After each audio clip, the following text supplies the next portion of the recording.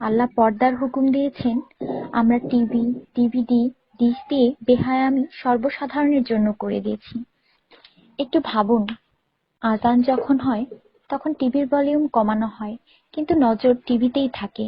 আর মনে মনে বলি, আজান যাতে তাড়াতাড়ি শেষ হয়। এটাই কি আজানের মর্ম? আপনি নিজে আপনার মনকে প্রশ্ন করুন। আজানের জবাব দেওয়ার চেষ্টা করুন, যাতে মৃত্যুর পর কালিমা তাইয়্যিবা আমাদের নসিব হয়। অনুরোধ, এই মেসেজটি সবার কাছে পৌঁছে দিন।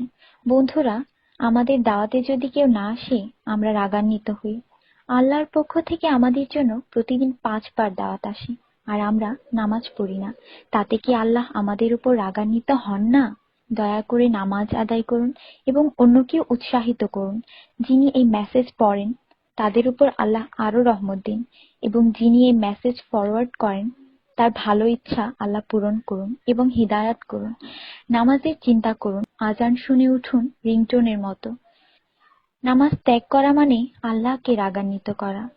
ফজর 6 মিনিট, জোহর 15 মিনিট, আসর 8 মিনিট, মাগরিব 10 মিনিট, এশা 18 মিনিট, মোট 57 মিনিট।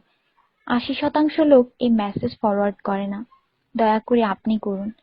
আল্লাহ সবার মঙ্গল করুন। আমিন।